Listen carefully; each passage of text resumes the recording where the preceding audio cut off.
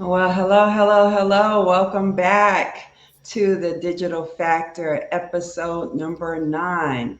I'm Kelly Biggs, and I'm joined by my three amigos, Vic Sharma, Jim Velatico, and John Maniatis. Hey, Hello, guys. everyone. Hey, Hi, Kelly. You Hello, everyone. guys, everybody. great. Good to have you back. Hello, just toward the audience, thanks so much for joining. And remember, we do like to look at your comments, so feel free to chime in and we'll be periodically checking that. But today, I wanted to talk about something that I think is on the forefront of everyone's mind, uh, the recession. The Harvard Business Review published the results of a year long survey of 4,700 publicly traded businesses during three different global recessions. The numbers are kind of amazing. 17% of those did not survive. 80%, a whopping 80%, were still catching up to the pre recession strength 3 years after the economy had recovered. Businesses that aggressively slashed spending without strategically investing in their business growth didn't perform well. 9%, though, managed to grow through the recession. How did they do it? Well, that's what we're going to discuss today. We want everyone listening to be a part of that 9%. And so, John, with that, I want to turn it over to you, sir. Thank you, Kelly, and thanks everybody for being with us again this month. It's a great topic. I love this topic, and I'm glad we're doing it at this time. Not sure if your company is quite ready yet for the next economic downturn, but whether you're ready or not, it's pretty much coming. Could be within the next 12 months. Some reports are saying we're actually already in a recession, but most economists are saying it's going to be within the next couple of years. Um, Bottom line is, it's not a matter of if, it's more when, and as always, the smart will prevail. So, why should we care? As Kelly mentioned, even the shortest recession can cause damage. You can lose significant revenue and market share during this period. And worst of all, most companies believe this is the time to cut your marketing costs, only to find out when they emerge from the downturn that they're much less profitable, they have lower market share, and they're even weaker than they were pre-recession. Here's a fact I want you to think about. Studies show that your customers' long-term spending is actually quite stable, and in most cases, spending can even explode on the other side of a recession. So today, we're going to focus on how to weather this storm, and this is where digital marketing really comes in. Digital marketing can actually save your assets during a recession. If you think about it, despite all the bubble bursts and downturns over the last 25 years, the internet continues to do really well and surge forward. Spending more on digital during a recession can be one of the best decisions a company can make because you want to benefit from the lower competition during this period. It really becomes a buyer's market, and it takes less money to achieve more during a recession. But of course, you still need to be smart about it and reallocate your limited resources to the right opportunities. Three quick tips I want to leave you with before I hand it over to my colleague Vic. Please stay top of mind with your customers so they come back to you after the recession. Refresh your website with relevant messaging and offers and things they care about, because your website is working for you 24/7. In your messaging, show strength and leadership and let your customers know that you really appreciate them. My philosophy in a recession, if it isn't coming through, is to be proactive. And I want to quote the CEO of Burberry, who once said, never waste a good recession. So, with that thought, I'm going to hand it over to Vic for a bunch of other tactics and strategies. Thank you, John. And, thank you for sharing those great tips here. And, Kelly, I'm still processing the 17% number. Mm-hmm. Wow. Mhm. So guys, look, just the word recession alone conjures up fear, concern, panic. So we cannot forget emotions and behaviors when we discuss this sensitive topic, right? And for many of us, our natural tendency when faced with adversity is to play it safe, you know, me included. This makes sense because this is how we're programmed to survive, right? And if we behaved any differently, we would have been extinct a long time ago, and we wouldn't be sharing these great tips today. So, if we're heading into a recession, what should you do as the recessionary tailwinds get stronger? So I'm going to quote one of my favorite entrepreneurs, Benjamin Franklin. By failing to prepare, you are preparing to fail. Let me say that again. By failing to prepare, you are preparing to fail. So can anyone guess what you need to do? Plan ahead. Plan. Yeah. Plan. Planning. Be prepared by planning ahead to ride out the storm, right? So here are a couple of thoughts. So make time now, right? And start thinking about innovating your business model for the next stage of your growth. It costs very little to brainstorm ideas that can fundamentally transform your business. Think about new products, new services, new market segments, right? Know thy customer. More than ever, it is important to understand their needs, their pain points, what is stressing them, and what keeps them up at night. Really work on strengthening your relationship with your current customers. Why? Here are a couple of eye-popping stats. One, the cost to acquire a new customer is 5 to 25 times more than retaining an existing one. Wow. Think about that. So if That's you're spending, That's staggering. that is staggering, right? Yeah. So think about it, Kelly. If you are spending today $100, let's use a simple number, right? $100 to retain a customer. To acquire a new one, it's going to be anywhere from $500 to $2,500, right? And most of us spend more than $100 to keep an existing customer. So, number two, increasing customer retention just by 5% can increase profits from anywhere from 25% to 95%. That's So, what's the moral of this story, right? Retain your existing customers, invest in them, right? So, the reality is that a recession is both a threat as well as an opportunity. Many of your competitors will be cutting back on digital marketing, right? So you may want to do the same. However, it might be good to be a contrarian in this case. And why? Because, John, you had talked about this before as well, because research has shown that companies that maintain or grow their marketing budgets during a recession stand a better chance of increasing their sales and market share. And that seems logical here as well, right? And remember that a recession is a temporary event. It has a start and it has an end. It is followed by a period of economic expansion. So with that, I'm going to hand it off to you, Kelly. Yeah, sure thing. Thanks so much, Vic.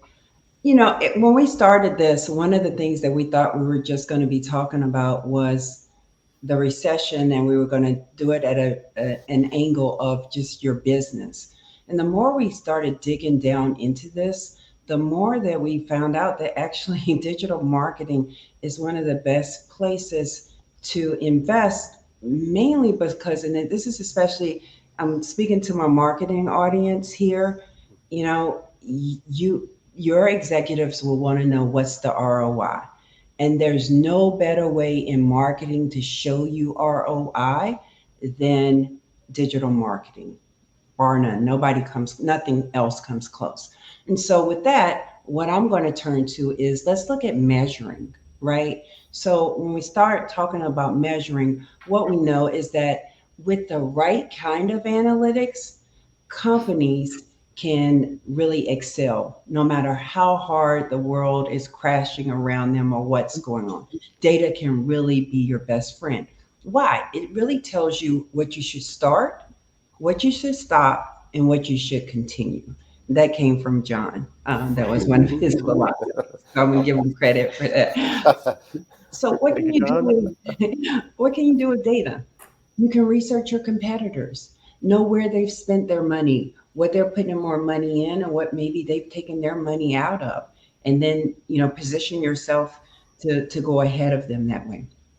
Start looking at the search trends in the data, and I really understand how your customers' behaviors have changed. Maybe they've changed the way that they look for you. Maybe they're looking for, instead of the best accountant out there, they might be looking at the best value. of an accountant, right? So tweak the way that you're marketing to them, like John said, and then change your website to reflect that, right? Use these insights to gain and smartly invest your marketing budget and keep you ahead of it. Companies can use metrics to find the right brand identity that leads to a voice that gets them into a real relationship with the customer. The brand that changes their marketing to, hey, I want to keep you on. Here's a coupon. Yeah, I understand what you're going through.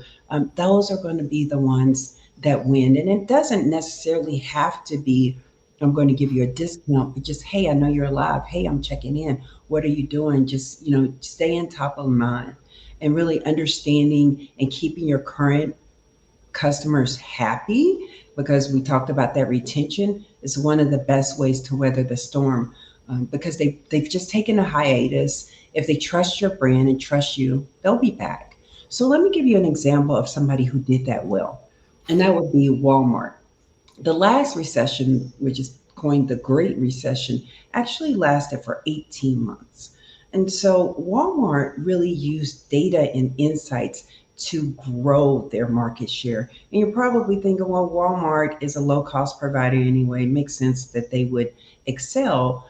What makes sense is that they would survive, not necessarily gain market share. So let me tell you what they did a bit differently. So they started looking at the data and they noticed the behaviors of the customer, exactly what I'm advising you to do. They started noticing that their customers were, in fact, changing the way they spend. If they had a list, they come in, they get the list. They didn't sidebar. They didn't impulse buy. And so they also realized, well, then if that's the case, then what are they in fact spending our money on? So they looked at food, for example, and they noticed that people were buying less meat and they were spending more on pasta. So great. That's where they put their marketing dollars about different pasta offerings that they had. They also noticed that there was a surge in in-home entertainment, TVs, DVRs. No, I don't suggest that anybody start going out and getting DVDs. That's not the right way to just saying. Look and see where the money is going and shift your marketing that way, in that same way. Look, just like all businesses are unique, so are all recessions. Understand, use the data to see how this recession or this market is different than, and how people are spending money different. Listen, one of my favorite sayings, and I think this is a Kellyism, so I'm going to take credit for it, is that there are winners and losers in every market. Be a winner. And with that, Jim, I'm going to turn it over to you, sir. Thank you. We all want to be winners. So I'm going to talk about a few strategies, digital marketing strategies that we'll be able to measure later and make Kelly happy for measuring them. And there's two of them that specifically I want to talk about. One of them is using video. We talk about video. I think we've talked about video in every one of our sessions, but it is a great way to stay top of mind and to connect with your audience. And it doesn't have to be expensive. And I'll give you an example. Dollar Shave Club. And if you haven't heard of Dollar Shave Club, go on YouTube and Google it. What they did a while back was they produced this video for $4,500. And the video starts out in like a 1970s office with paneling and sticky notes behind the owner. And then he gets up and he walks through, walks through the warehouse, and it's real kind of shticky and everything. But one of the things is he has this poster right behind him, and his big thing is our blades are effing great. And that's his big thing, is our blades are effing great. The video was $4,500. I mean, it was great, and it took off. After 48 hours after it posted, 12,000 people signed up for a monthly subscription. On top of that, 26 million views on YouTube with this video. So talk about building a brand. I mean, it was genius. It went viral. And just a little side note, because of these antics and the exposure he got, he sold a company for $1 billion to Unilever. So I'll take that ROI. Yeah, that's Yeah, what there we $4,500 investment to wake up Unilever. That's pretty interesting. So that's a great way to stay top of mind, a low cost way to get in touch and stay in touch with your clients. Another one is to use influencers. And when I say influencers, most people think of the Kardashians. I'm not suggesting you go out and spend $1 million on a product placement with Kardashians. I'm talking about like a micro influencer. And a micro influencer is someone, according to HubSpot, it's between 1,000 and 10,000 followers on a given social media platform. So they're much better, much less expensive. And they also have a lot better characteristics to help your brand. They're more authentic because they care about the product that they're talking about. At least they care more than probably Kardashians would. So they're going to come across more authentic, more engaged, so that your engagement rates can be great. It's more targeted to the audiences. Most likely, if someone's going to be talking about gelato, it's someone that is in the food space or whatever, or just likes gelato, and it's not, because it's a celebrity that they're watching. So it's much more authentic, and so you're going to get better engagement, and it's a lot less expensive than paying one of the Kardashians to do it. So those two things are great ways to do it. It's very inexpensive. And we've talked about it. Staying top of mind with your clients is really important, especially during a recession. But all times, you want to make sure that you're maintaining and holding on to your clients. And those are a couple of great ways. A couple of other kind of run-of-the-mill, what we do every day kind of things for digital marketing is SEO. SEO is really important. If you don't continue on with SEO, you fall off that first page pretty quickly. And so that's a great investment long-term, just to make sure that your brand stays top of mind. And secondly, pay-per-click advertising is a great time to invest in pay-per-click advertising, because when those people that decided to go stick their head in the sand and not invest in marketing, your cost per click goes down, and so you can get more bang for your buck during this time for pay-per-click advertising. And now you can leapfrog your competition by staying involved. Another thing on top of social media, like I mentioned before, would be email marketing. And again, you just want to make sure you stay top of mind with your clients.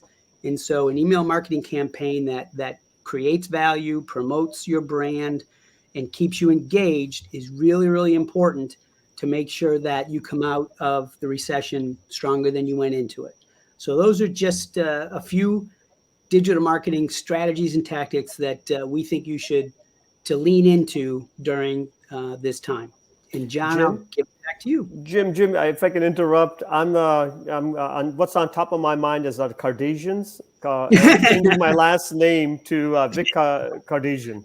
Yeah, and I'm going to be sued by them. So, thanks, guys. Those are all amazing tips. I'm hoping our audience is getting quite a few insights with what you're hearing today. Just a bit of a recap. Vic talked about the importance of strategizing and planning ahead, and really being innovative to uncover the right opportunities during this period.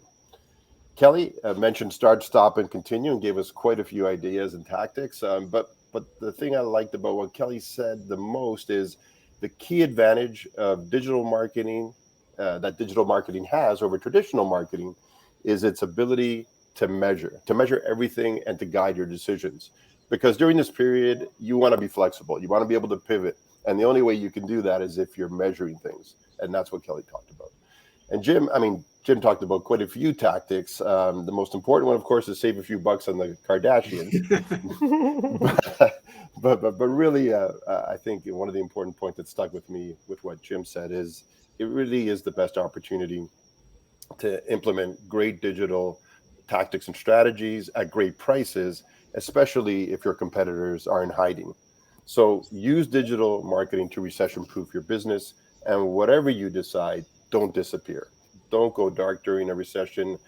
The key to surviving this period is invest in data-driven marketing strategies, like Kelly said, that really speak to your customers, especially your existing ones, because they're going to have a ton of changing needs during this challenging time.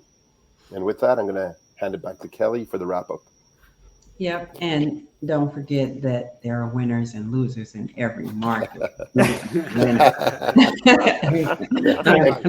Kardashians at home.